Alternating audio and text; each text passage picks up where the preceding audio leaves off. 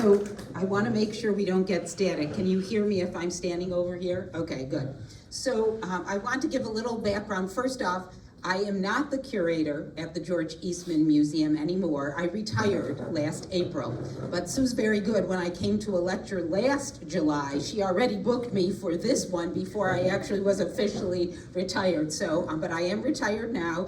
I brought with me this newspaper that we did in 2004. George Eastman was born in 1854, so we were celebrating the sesquicentennial, 150th anniversary of his birth in 2004. And what we did was we created what is a driving tour around Rochester to show everyone what we would not have in this community if it wasn't for Mr. Eastman.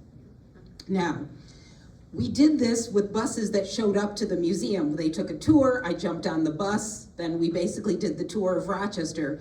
COVID, like a lot of things, it killed getting on buses and doing that sort of thing. So then it became a PowerPoint that we could show people all the different things that he had created and done for our community, but we didn't have to be close together in a bus kind of thing doing it. And so that's where it became a talking thing that we started to do. But what I have done is we scanned this map and all the little points of interest. So if you write your email down on the sign-in thing that Sue has over there at the front door, she has an electronic copy of this. So if you have friends or acquaintances in town and you ever want to just show them some of these same things, you will have the map and you will be able to do that. My one caveat is, do not drive and read this at the same time, since the print is very small. So you have to have somebody else reading and somebody else driving, because you'll see to fit it all on this back page took some finagling. So today what I'm going to do, and please, this is very informal. If you have questions on anything, please don't hesitate. Well, not on your taxes or anything, because I can't help you with that, but anything about Eastman or whatever, I'm happy to try to answer, and you don't have to wait till the end. What I'm going to do first is just, let's see, where is that? Why is this not moving? There we go. Okay, I'm going to give you a little bit of background on George Eastman. For those who were not born and raised in Rochester or didn't work for the Eastman Kodak Company, I'm going to give you a little bit of history on him so you know sort of how he made his money and how he got started in our community. So this is George Eastman at age 3. All right, it was taken actually on a piece of glass. It's called an ambrotype, but it's the earliest photograph that we have of him in the collection. This house is where he was born. Anybody know where this house is? Well, that's where it was, Waterville, New York, but I heard that you guys went to Genesee Country Village to do your actual little history day. This house was picked up and moved in 1954, the year basically that we celebrated his 100th anniversary, and they picked it up piece by piece and rebuilt it at Genesee Country Village. And now if you go there, you can actually walk through his birth home. Come on. It doesn't seem to like this. I'm gonna have to use the modern thing here. So the reason George Eastman's family got to Rochester, New York in the first place was because his father, George Washington Eastman, started a business school. It was called the Eastman Mercantile College, then the Eastman Commercial College. It was actually right on Main Street in Rochester. So the father moves the family here, and the school does very well for itself. It was, getting students like from Rochester, Syracuse, Buffalo. There were a lot of different people coming to our area. It taught business practices, penmanship, and accounting. So 2 years after Mr. Eastman's father starts the school, he dies, leaving the family basically to be run by his mom, Maria Kilbourne Eastman. And remember, she didn't just have George Eastman, the youngest, she had 2 older girls as well. He had 2 older sisters. Nobody ever remembers them because they didn't start a business or do all these different things. And so, he was the youngest of 3, and the mom had to raise all 3 of them here in town. So George Eastman goes to work at an early age, literally by the time he's 13. He's doing all kinds of different odd jobs and eventually gets a job at the Rochester Savings Bank. He's a teller.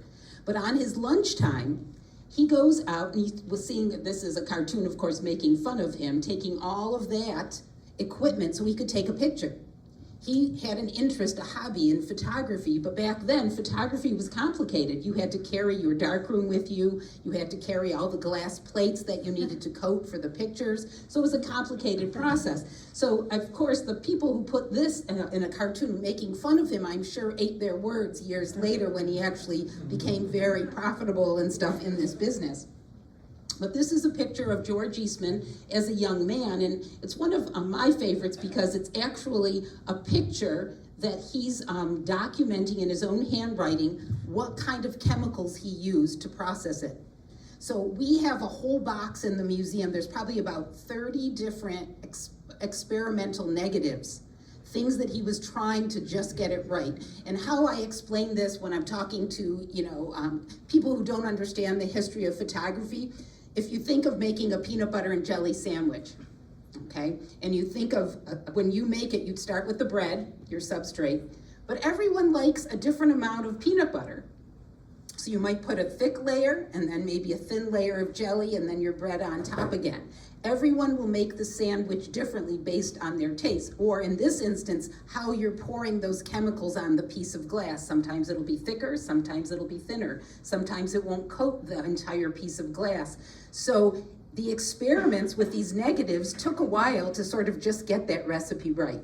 And you'll see those words, that's backwards because it's on a negative, but we are able to look at that and see sort of the progress he was making in the field. The first thing he did was open up a factory on the State Street area, but down from where the corporate headquarters is now. And you'll see it says the Eastman Dry Plate and Film Company, and then it says photographic materials. Every time he added a new product, he changed the doggone name on the buildings, on his trucks, on the train that was going to distribute it. If nothing else, he was the best marketing person I've ever known because he always changed the name so people knew what he sold. Yes? What street would it be in? Does the building exist? The building does not exist anymore, and actually you'll notice, you see the top where it shows like a glass thing open, like a window up on the top? That's how they would contact print using natural light. The glass plate negative onto a piece of paper. So that's where the rooftop things were very important in these early buildings. I used to be able to say this was down, because there used to be an X-rated bookstore in there, and but now that's not there anymore. So I'm not exactly sure what building it is, but it's more across from the Federal Building on State Street, so it's down a couple of blocks from where the corporate headquarters is now. The building obviously does not look like that. It's shorter, and the actual rooftop glass is not there anymore either.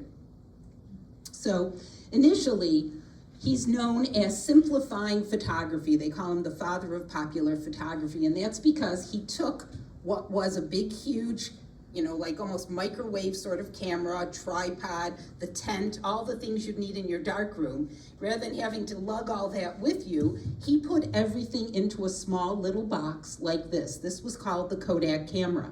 And I'm gonna demonstrate basically how it worked, but I'm gonna put this microphone down because I can't do both. You would hold the box breast high like this. And if you look at it, it has no viewfinder. Or if your instance, like a cell phone, you have no idea what you're gonna get. So you hold it up here, you pull up a string that's up on the top to open the shutter, you press the button on the side to actually take the picture, and then the crank that you see there that's laying on the floor, you would use to move the film from one side of the camera to the next. Each one of those things, those ideas, were patents that people at the Eastman Kodak Company had made. Put together in this little box, it allowed people like you and I to be able to take pictures, or to make pictures. Then you would have to take this entire box and bring it back to the Eastman Kodak Company here in Rochester. Even if you lived in Egypt, you would have to send it to Rochester in those first couple of years.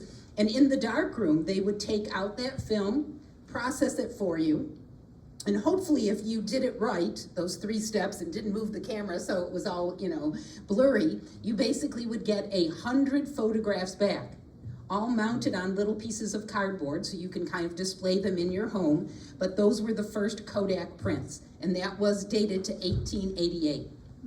Eventually, The pictures, they started off circular, then eventually they got bigger, and then eventually into a square and a rectangle. And that's how museum people are able to date some of those snapshots by the different way they progressed. Any questions? Is that making sense so far? Okay, this is one of the changes to the building. You can see Kodak, the Eastman company, Kodak Photographic Materials. So now he's advertising that little camera, that box camera, the Kodak. And you press the button, we do the rest. That slogan was to show you that you didn't have to worry like professional photographers are dealing with the chemistry and the darkroom and processing your picture. You just press that button, and then they were gonna do the rest. They were gonna take care of that photo finishing for you. So eventually, Mr. Eastman's research labs came up with the Brownie camera. Now, why this was important was because that Kodak camera that I just showed you was beautiful wood, black leather, and a really nice piece of optical lens. That camera sold for $25. People didn't make $25 in 2-3 months back then, so it was very expensive. It was not for everyone. So yes, it was simple to use, but it wasn't affordable. And so he had to come up with something cheaper, and this was it. They worked for 2 years, from 1888 through 1900. This is now heavy cardboard.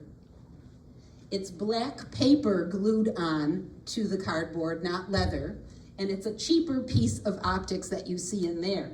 But he could sell it or make it for 50 cents, sell it for $1 and still make half profit.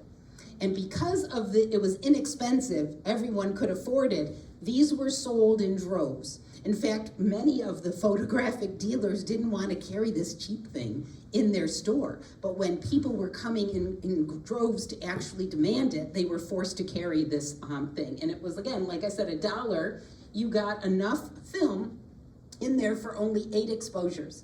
So of course that went down. But you had a camera, you could afford the roll of film, and you could afford the processing. It just made it easier. The other thing with the Brownie, does anybody know the significance of the Brownie? Anybody remember? In the early 1900s, the Brownie character was in all the cartoons of the time for kids.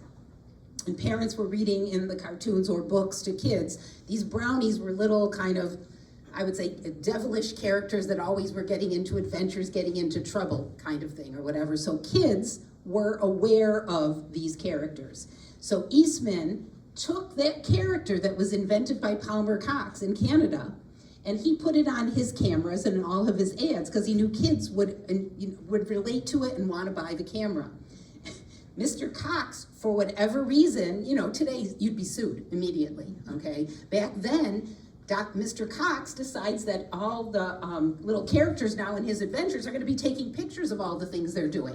So they each used the other one's invention, and it became a mutually beneficial thing. So there was no suits involved or whatever. I spent a lot of time trying to research why they didn't sue each other when they did this years ago and couldn't find anything in any of the archives. So now, this is just a photo to sort of show you what Rochester looked like at the time we're talking about. Obviously, the canal, the river was the way that they were going to transport all the goods that he was making. Rochester basically consisted of Main Street, downtown. There were streetcars or whatever, but you can see it's a dirt road over here. This is just one of the parades, but it wasn't a big metropolis at the time. And when Mr. Eastman came and started his business, he had what he needed though. He had a good labor force here in town, and he had the transportation to get his equipment and his products outside of our area. And so he basically, from his business and starting here, basically created a town where it would be a good place to live and raise a family. And that's what he needed, because he needed employees who he could trust with his formula, who he could depend on to make sure that every batch of that chemistry was correct, so he didn't have problems or recalls or bad product going out on the line. So I'm gonna start my little tour now. If we were in a bus, okay, we would be in this parking lot, and we have just gotten on the bus, but obviously we wouldn't have the Eastman House itself that he built in Rochester, a place where people can come and visit and see photography exhibits. So that wouldn't have existed if he was not here in town. And this is his estate. I know many of you probably have been to the museum, but you might not have walked around. This is University Avenue, and his gardens and grounds go to University, and then that street up on the top is East Avenue. His house went the entire length of the property and stuff. I mean, it's massive. They now still have some of the gardens restored. They're still working on others, and we now have a modern museum, which I will show you at the end, that people can come by and visit. Now, Eastman never married, never had kids. The only person that lived in the house with him was his mom, and this is her, Mariah Kilbourne Eastman. You'll see she's sitting down here. She was in a wheelchair by the time they moved into the Eastman House at 900 East Avenue, and that's why we have an elevator to take people up and down, because he had installed that for his mother. The only family that Mr. Eastman had, because his two sisters died very young, one of polio and the other one died after just having had 2 children from complications. And so you see here his niece, Ellen Dryden, and her son, George Eastman Dryden. I was fortunate enough to meet that little one when he was probably in his 80s. And it's from him that we got a lot of objects or artifacts donated back to the museum from him and his family as well.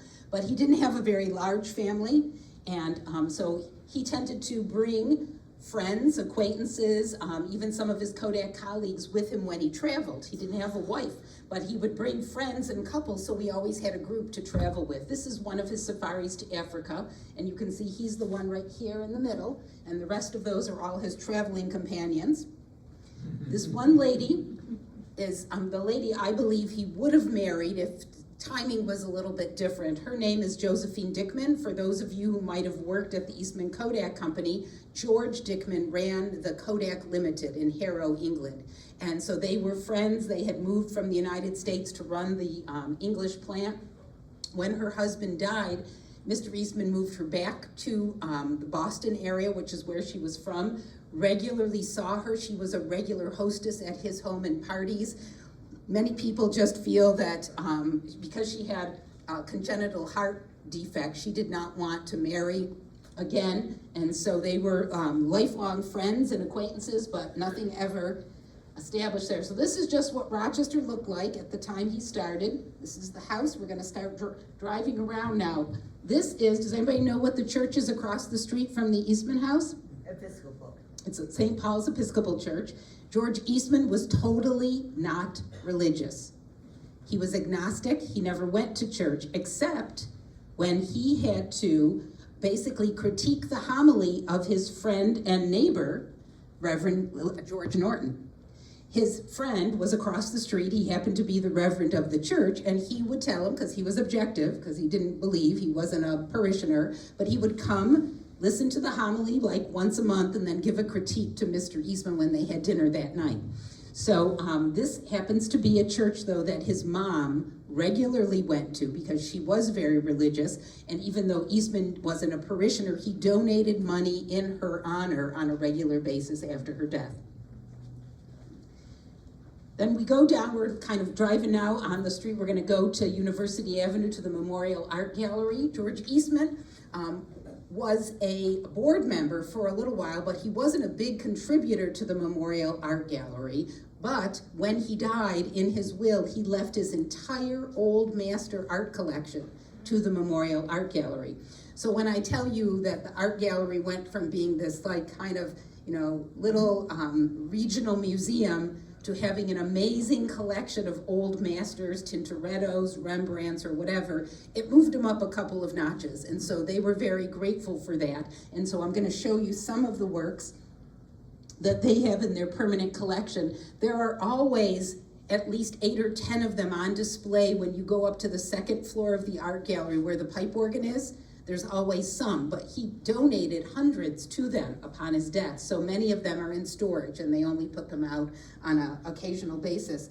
But this is one of the ones. This is General Hay McDowell, probably one of the largest portraits because it's life size. It's like literally 6 foot, like the size of the person here. And these are the same ones you'll see at the museum when you visit, but they're all color photographs. They're not the original pieces of art. Those are at the art gallery in his donation. But to show how he decorated his home, we have color photo reproductions in frames that we have on display. Now, as you proceed down, if you know where the art gallery is, the American Red Cross is right down there as well. And Mr. Eastman actually started our local chapter of the American Red Cross. And we have some amazing pictures, I guess every year, and I can't always tell if it was May or June, but it's based on what's in bloom in the garden. He had a huge picnic for all of the people involved in the Red Cross. So you see all these people that look like nurses in there, and a huge Red Cross flag draped over the solarium, the glass ceilinged room, and there's a picnic outside. They're all just enjoying the gardens and the grounds. But it was something he did on a regular basis. This place I've not been able to identify, but it was one of their luncheons, one of their banquets and stuff that he also sponsored. And then, as many of you probably know, Eastman gave a lot of money to dental things. Not only here in Rochester, it was the first one, the Rochester Dental Dispensary, which was started on Main Street. It is now, just to drive us all nuts, it's called Eastman Gardens. So all the bus tours looking for our gardens end up there. And then when people are at our place, they're looking for the place that, was the old Rochester Dental Dispensary, but that's what they call it now, and it's senior apartments is what it is. It's been very nicely renovated, but I wish they would have given it a slightly different name. But inside the main area or room down there is, you can see all the dental hygienists and the dentists working on people's teeth. This is now, part of it is a beautiful sort of lobby area, and the other part is their gym. They have a really beautiful gym with all this nice natural light from these big windows. But how many people here have had their teeth cleaned, fixed, or fillings or whatever at the dental dispensary? Anybody here in Rochester? Okay, there's you. Yep, I can see a few of them. Everybody raising their hands. It was a unique way of providing a service. It was somehow or other based on your family's income. What makes me crazy is that they actually trusted what people said to them back then. So if they said, I worked at this place and this is what I made, they trusted that. And so it might be a nickel for your cleaning, or 10 cents for your filling to be done. We actually have I've been shown in the collection that students, when they went to school, there were dental hygienists from these clinics that would go to the school, and they would check your teeth. I see all these nodding heads. And then they would basically say, okay, you need to go because either your teeth need to be cleaned, or you have an abscess, the teeth needs to be removed, or you have a cavity, it needs to be filled. And so they would be sent home with a note or this little colored piece of paper that meant what they needed to do. Now, whether the people followed through with that, I can't say, but I do know that a number of people have told me that they still have that little thing, because their family saved it. And when they went, they got service for very inexpensive compared to going to other dentists. So it was a way to make sure that most people had good dental care. Mr. Eastman was very big believer in that your health really would deteriorate if you did not have a good set of teeth. And he believed that because his mother had no teeth by the time she was older, and it was because they had no dentists when she was growing up. Her teeth, he saw 7 teeth pulled at his kitchen table with no anesthetic at her home, and that left a lasting impression on Eastman as a kid that dental hygiene was really important. And so his first one was Rochester, and then others. Yes? I was just wondering, I had thought about this, did he also provide film for medical stuff back then? He did. So eventually, so what I can't say for sure is exactly what year, because they started, when you have x-rays, then you immediately have dental x-rays too.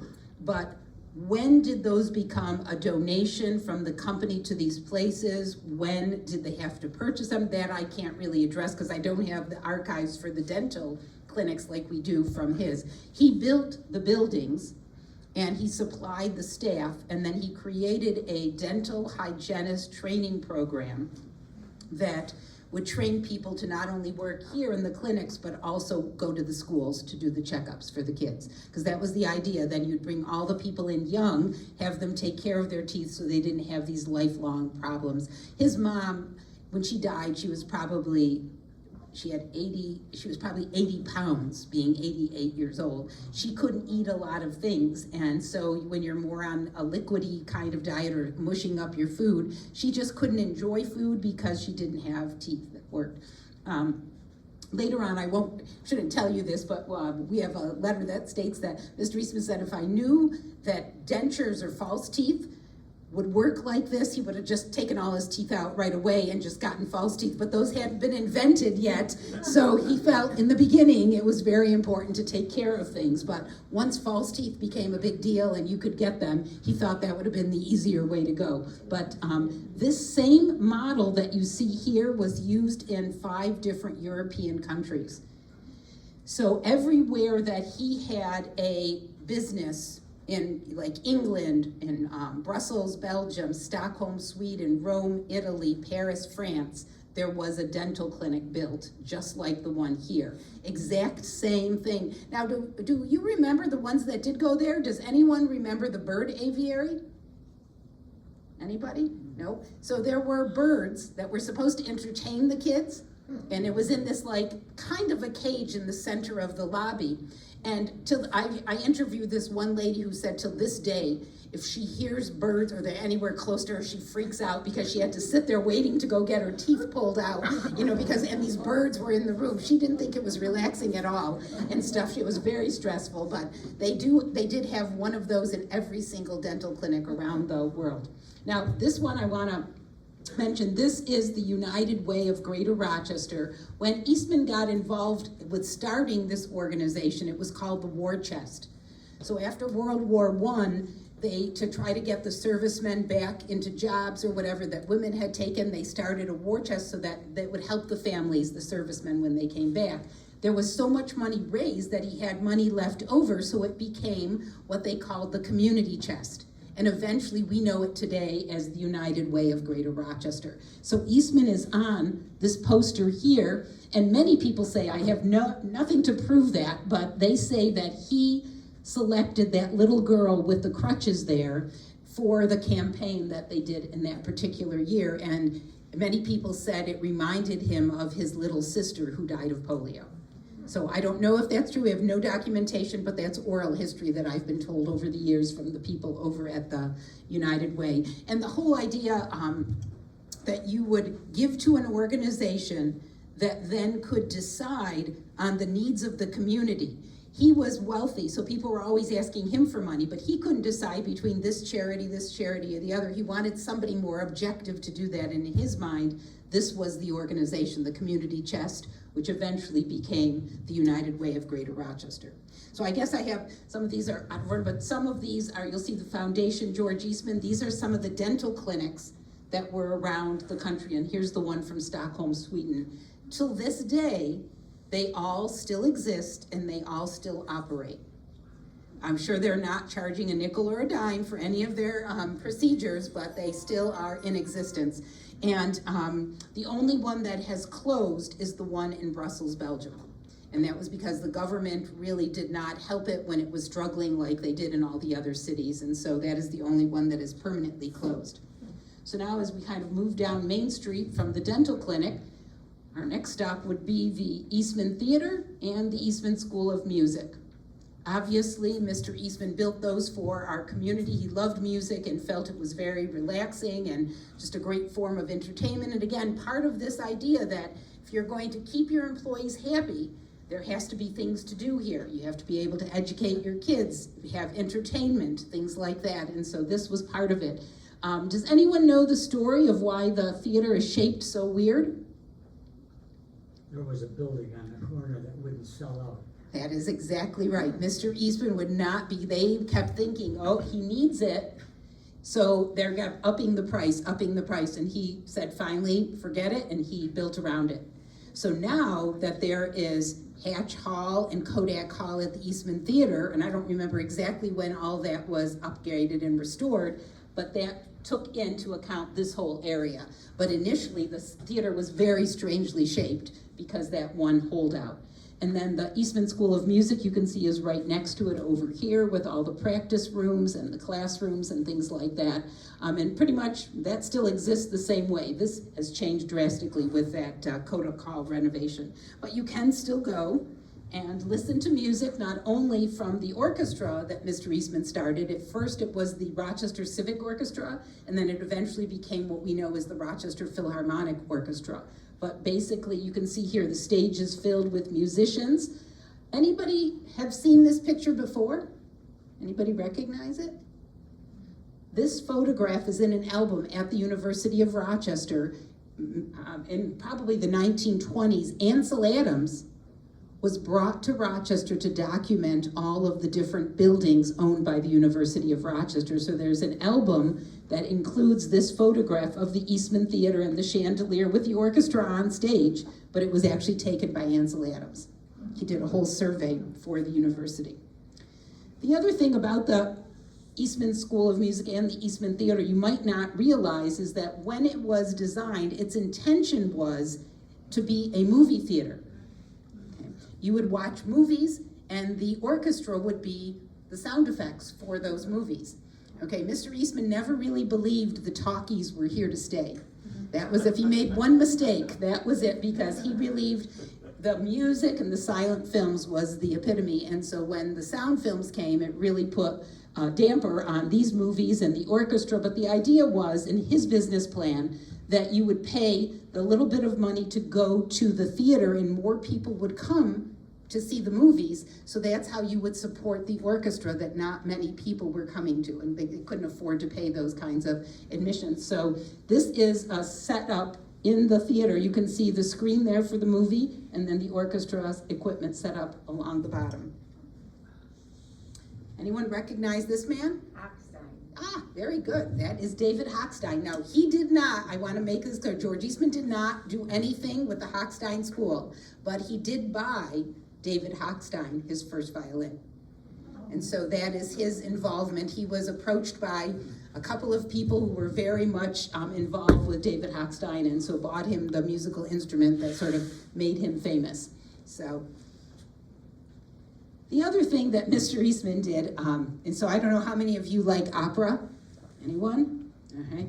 Okay. So Eastman liked opera, but he didn't like it sung in the foreign language because he didn't understand what the heck they were talking about. So he created an opera company here in town, the Rochester Opera Theater Company. So all of the operas were sung in English. So we could actually figure out what they were talking about and enjoyed it so much better. There is still a small group that still exists here in Rochester that does that. Some of their performances are in that like Lyric Theater on East Avenue and some of the smaller venues, but there actually still is a group that does that. Now, he was also on the board of the Metropolitan Opera. Okay, so he did see operas in New York City, but of course he preferred to see them here in his own hometown, and again, to be sung in English, not in Italian or whatever language they were going to be sung in. So when I do this tour, normally on the bus, as I pass the Eastman Theater or whatever, I always stop the bus on the bridge here. Now you cannot see this view because you have the Susan B. Anthony Frederick Douglass Bridge that is also on top of this bridge. But this was one of George Eastman's first photographs that he ever took as a photographer. Remember I mentioned in the beginning he would go out at lunch and try to take pictures with all that equipment? This was one of those early images. We have a couple of them in the collection, and this one, you can see the bridge that is still there by the library, but obviously, you know, the rest of the community is very different now, but this is one of the early images taken by him. And then as we pass that area by the bridge, this building, does anybody recognize this? Because it's no longer used for what it was intended, but Eastman gave them the land and he built them the building. Is that the Chamber of Commerce? It is. That is the Rochester Chamber of Commerce building. That's exactly right. So he donated not only the land and built the building and then hired and paid the salary for a person for the first year. He felt it was very important that businesses get together and promote our community or bring in other businesses that they felt they needed to kind of help the whole community in general. This facility was more than ample in size in the 20s, but not anymore, so they've moved out and they're in bigger quarters now or whatever, so there's just other offices in there, but that was the site of the Rochester Chamber of Commerce. The other thing that Mr. Eastman felt very strongly about was that instead of just politicians deciding on what should be happening in the community or in government, that there be an outside sort of objective source that could make suggestions or ideas. So my perfect example of this is, do we really need a coffee shop on all four corners, okay, of any area? Now, in Penfield where I live, they're everywhere. They're even more than on the four corners. They're just everywhere. But the idea of this organization, the Rochester Bureau of Municipal Research, would decide if there are too many cars in certain areas, then maybe we need to change the roads or put in lights. Maybe there are too many of this sort of business in a certain area, so try to spread it around. This particular organization still exists today, but it is now called the Center for Governmental Research. Okay, and they are still located downtown, and they do planning not just for Rochester, they do it for any city, county, state, even different out of the country places now. I've noticed some of their people going and stuff, but they basically help them to plan community development. And this organization still is in existence. And again, Eastman not only started the organization, but he paid the person's salary, the head of it, for, I'm not exactly sure anymore, maybe a year or two until they finally were able to make their own money. But he basically believed in it enough to pay a person's salary for the first couple of years to get the organization off the ground and going. And then now we'll go to the business you all know, the Eastman Kodak Company. I chose to show this particular one because everyone recognizes the tower. Okay, that's still there, you'll see that, but there were tons of other buildings built above and around and on the side of that building that are no longer there. There's still a parking garage underneath, but one of the things when I first started my job at Eastman House, when I would go there, I was always amazed that if I got off at one floor, it wasn't the equivalent to the floor next to it or whatever. I was always going up and down and trying to figure out where to find people because none of it connected. And it was basically because of all these other buildings that had been removed or changed over time. But his company, the corporate headquarters was in New York and New Jersey for a while, and then eventually came back here to Rochester, but it was because of the tax issues that they kept moving the corporate headquarters around. Then you can see here this one lit up, and many of you must remember the Falcon project that was on TV, and they had the birds up in the top or whatever and stuff over there. But yeah, and thankfully they're lighting it again, because for a long time it was completely dark. One of the other things that Eastman did, now we're moving down State Street, so we're going to the Maplewood Park and Rose Garden. Mr. Eastman had Hawkeye plant in that area of the city. So not only did he have a place where people would work, but he wanted them to be able to have good housing as well as a place to, have leisure time. And so here's Maplewood Park, the Rose Garden or whatever. I don't know how many of you have been there or have been to their Rose Festival that they have every June, but it's quite a nice facility. And then the other thing that he did was build the Maplewood Y right across the street. So on lunchtime or after work, his employees could keep in shape. There was all kinds of different things. And in 2004, when we did this sesquicentennial celebration of Eastman, they did a really nice exhibit. They had pulled all kinds of different things out from their archives, and they had some oral histories of people who had actually worked at Hawkeye that, lived in the neighborhood, worked in the neighborhood, and they talked about how important this was. And all of these things are still functioning today. None of them have, closed. And there's sort of a picture of Hawkeye plant and the bridge, and then looking at downtown Rochester. And then of course this is, or was, Kodak Park. Doesn't look anything like that now. Of course the company, by knocking down the buildings and floating them and planting grass, they pay less taxes to the town of Greece. So that's basically, it's going back to being a park. More so than it was in the thing. And it's called, I still refer to it as Kodak Park. It's really the Eastman Business Park now. And most of the businesses that are still calling that home are really not Eastman Kodak Company businesses. There are a lot of other different things in there. But you can see it, initially it was almost 7 miles in either direction of brick buildings. This would be Lake Avenue, and then that would be Ridge Road. But many of these things have been imploded and stuff, especially those 2 smokestacks. I was very sad to see this go. At the museum, we had photographs made of this, and we went and documented a number of the implosions so we would have a record of all these things being lost. The other thing that you might not realize, and how many of you did work at Kodak? Okay, quite a few. So how many remember the 13-month calendar system for payroll and reimbursement? Anyone? Oh, you do? Okay, because I was just gonna say, I grabbed the last payroll sheet from 1989 was when they stopped doing the 13-month calendar. And this was another really strange pet peeve of George Eastman. He believed that if you had 13 months rather than 12, it was easier to decide, like every month had the same number of days.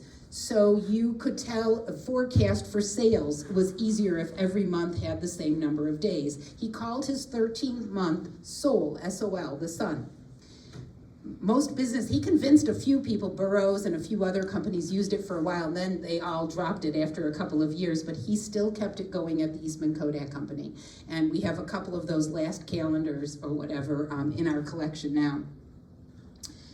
I don't know if many of you have ever seen this, but this is where George Eastman is buried, at Kodak Park. Many of you will remember where Peeler Pontiac was on that side of Lake Avenue and Ridge Road. So right across from that car dealer is this memorial. And George Eastman's cremated remains are buried in the bottom there. Okay? As you know, when the company was getting smaller and smaller, there was talk of actually digging him up and moving him to Waterville, New York, where he actually had a plot, a cemetery plot, that he paid for not only his parents when they died, but also he had one for himself, and then if he ever married, there was one for his wife too and stuff. But Waterville would love to have him back, but there was no CEO at Kodak that was going to be responsible for doing that. So he still is buried there. It is still there, and you can visit it. There's a nice plaque that explains, who he was and that this is his burial site. But I don't really think that many people realize his remains are there. They just think it's a memorial to him because he started the company. So you can see here there's 2 carvings, like one is for sort of, experimentation, wisdom, and then the other one is knowledge. But literally, if you go up those stairs, that's the parking lot for Kodak and where Peeler Pontiac was. It's straight across the street. So when we do the bus tour, we always stop there and go around and actually check it out. Anyone recognize this? It's an early postcard of Durand Eastman Park. And it has you can only see a little bit in the corner there, it's one of what they call their refectories.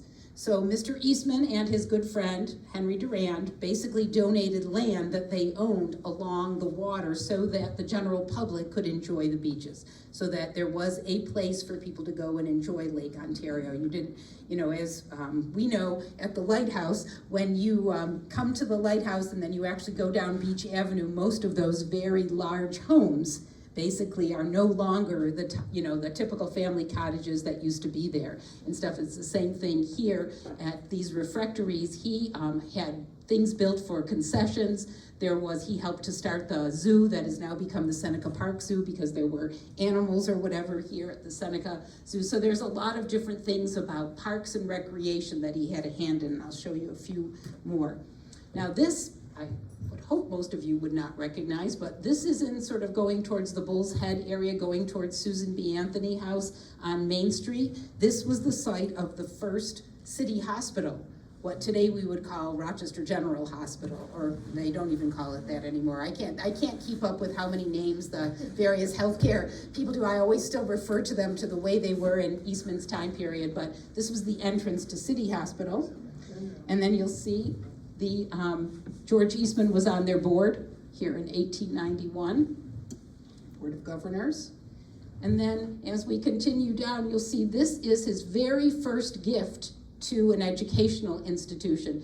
Dear sirs, I am in receipt of the pamphlet of the Mechanics Institute. Mechanics Institute is now RIT, but at the time it was downtown. Mr. Eastman made his very first gift of $50 to help that campus along. I'm hoping I have, yes I do.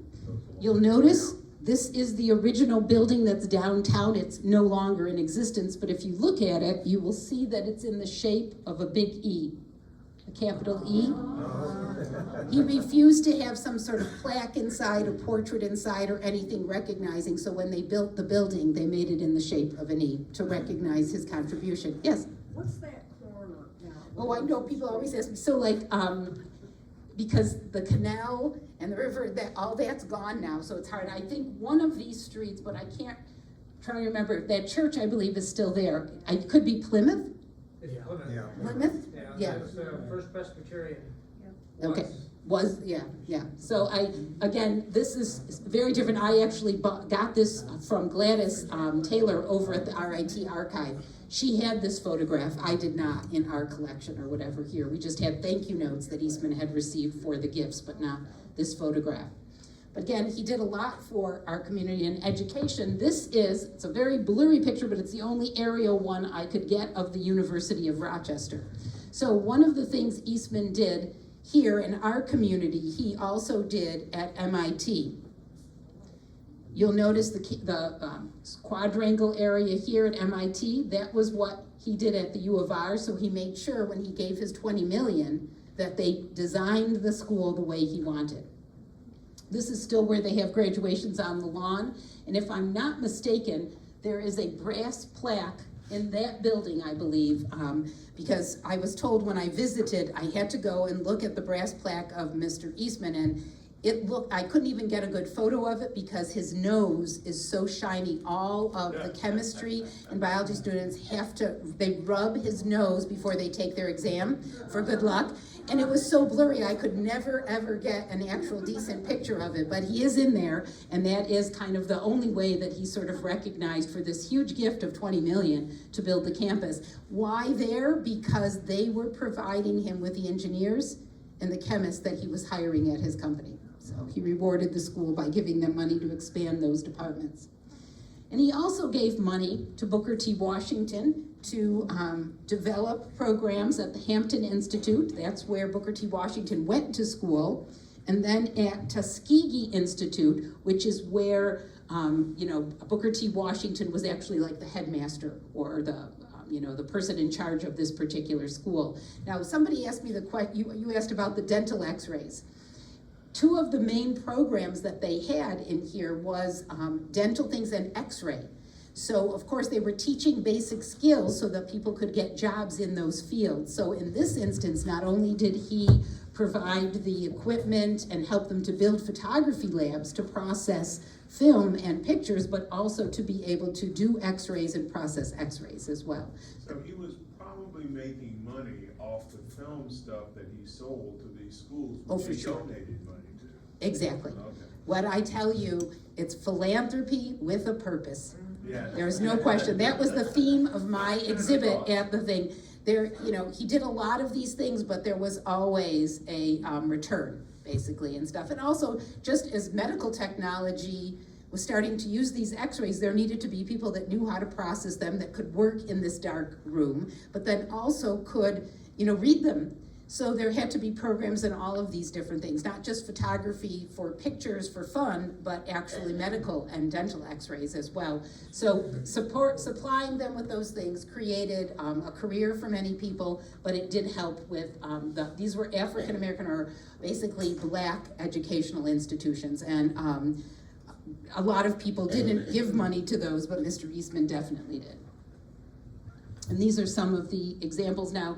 Booker T. Washington and some of the development people from these schools actually came to Rochester to solicit gifts from Mr. Eastman. And these are some of the letters I'm just showing you so you can kind of see how much eventually, it was millions of dollars you're talking about that he gave to these schools. And it wasn't the types of places that Rockefeller, Carnegie, all of the others were giving to or whatever. I sometimes think that He was influenced by, he had a hunting lodge in North Carolina, and he had a lot of tenant farmers working there, and he would have many of them use some of the things they learned from the programs in Tuskegee and Hampton in farming or agriculture, and try to apply it at his farm as sort of a teaching thing. And I think he felt those were good skills for these people to have to better their life. So, but why he specifically did that, I can't really say. He just believed in the benefit of education, I think, for everyone. Does anybody recognize this building? This is Hillside Family of Agencies is what they call themselves now, but this is an original cottage, the original Eastman cottage that George Eastman built. There was a fire at one of these, and they lost basically the whole building. Mr. Eastman really didn't have anything to do with this organization, but his friends, Mr. Hutchison and various other ones did, and so they twisted his arm and he donated a whole entire cottage. I'm going to show you what it looks like today. So it's still there, it's still called the Eastman Cottage, but instead of it being a residential place, it's the place where they do parties, speakers like this sort of thing or whatever and stuff. So it's still used today. And the mission of this place is still very much the same. You know, giving kids a safe place to live or whatever until they're either adopted or whatever. So it was something that, like I said, wasn't necessarily in his belly book, but he had friends that convinced him to donate there as well. And then this is a photograph of what was Cobb's Hill Park. So Mr. Eastman also owned land in the city, and he eventually donated that to the city of Rochester so it could become a park. Again, where he had employees living, he wanted them to have a place they could go, play baseball or whatever and stuff, you know, run, jog, playgrounds for kids. I believe there were tennis courts there in the early years. There were lots of different ways that he wanted people to enjoy their leisure time. This happens to be Mr. and Mrs. Abbott, who were friends of his, who were on that little car and stuff, checking it out before they decided how much they were giving. And this is sort of a postcard of around that same time period, giving you an idea of Cobb's Hill. And this building, anyone recognize this? This is on East Avenue, kind of in Brighton. It is what we call today the Friendly Home. A kind of upscale sort of nursing facility or whatever. Well, Mr. Eastman moved, there was the same facility, similar mission, but it was down in near the Memorial Art Gallery, and he needed some of that space there for not only the art gallery, but also some of the buildings, the dorms for the University of Rochester. So it was called, though, the home of the friendless, the unwanted, or whatever. And so he said, I will give you some money to build a new building, we'll move it, but you have to change the name, okay? And so it became the Friendly Home. And that's what you're looking at here. If you were ever to go in here, they have inside their little lobby, historic marker. The other thing we did in 2004 is that we put historic markers talking about Eastman's relationship with some of these people on the tour, a bronze marker that tells what he did, when he did it, and it's permanently now located in these facilities. So there is one in the Friendly Home. It used to be in the lobby. They've spoken about putting it out in the gardens, or there's a terrace area and maybe it's over there, but anyone can go in and look at it and stuff. You don't have to be a resident or whatever there. And now we're kind of on our bus, we're moving back down East Avenue from the Friendly Home, and I show you this house, not because Mr. Eastman donated anything. This was where he lived before he built 900 East Avenue, the place we call Eastman House. It's called the Sewell House, and it was literally right down the street. It's right next door to the Asbury Church. That is now their rectory or their office building or whatever. But I bring it up because it's important. Residents that have been in there, they have kept it up really nicely. They restored, and they actually do tours. Don't remember, I think there's Strawberry Festival. When do strawberries come out? June? June, okay, so they always have a strawberry festival, and you can actually take free tours of this house. And I do encourage you, if you've never been in it, you should go in it. It's a very dark house. I would have loved it way better as the curator because you don't see any of the dust and the cobwebs. Mr. Eastman picked light paint that shows all the dust and the cobwebs in his house, but basically it's a beautiful interior, and I really encourage you to go and check it out. But it's right down the street from where he eventually built his home and lived with his mom. So over the years, we have now added on to George Eastman's home and built the Dryden Theater, which is where we show movies to the community and stuff. And you'll see here, that's the front entrance of it during the early spring or whatever. We have some really lovely trees out in the front. How many have been to the Dryden Theater? Okay, good, that's good. It's nice to see some hands raised. The Dryden Theater not only has all the classic movies during the week, but we also run a nitrate film festival now, usually early June, and people come from all over the world and buy tickets so they can see films on nitrate. They're very flammable. There are very few theaters that are still around that can project them, that can show them, and we are one of them. And so it does attract a good audience to our community to watch these films. I love it. It's just that it goes for like 4 or 5 days. So like, I mean, some of these people just sit in the theater for 4 or 5 days. I just couldn't do that, but you have to pick and choose sort of what you want to see. But you can see here the interior of the theater. And then in 1989, we built on an extension, an annex called our archives building. And in that is where we can store not only the photographs, the cameras, and the motion picture films, and they're in temperature and humidity controlled vaults, and that's where people can literally make an appointment to watch films. You don't have to wait till they come to be shown in the theater. If there's something you're interested in seeing, you can make an appointment to actually view those films in these smaller screening rooms. That's something that's available.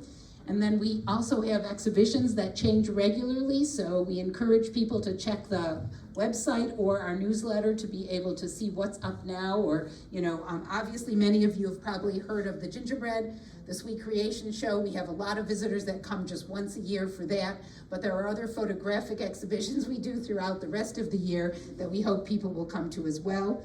And we have a lot of not only personal tours that you can take with an actual docent, but we have cell phone tours that you can listen to, and we have booklets in each room for those that just want to do their own thing and kind of read what they want in each room. So it is a major tourist attraction. This time of year, we actually do garden concerts, and I brought a flyer. There's one this Wednesday.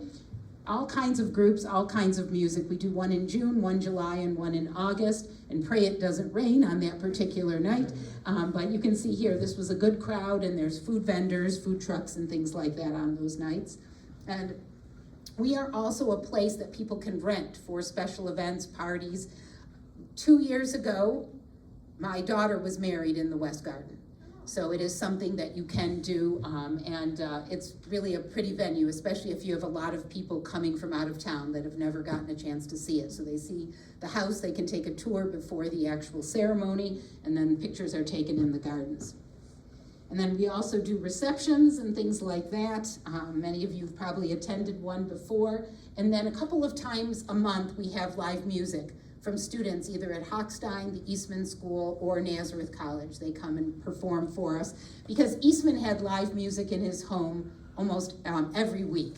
But he invited 75 to 100 people and he fed them. We do not do that. We just have the music. We don't give out any food and drink. So a little difference in the budget we have.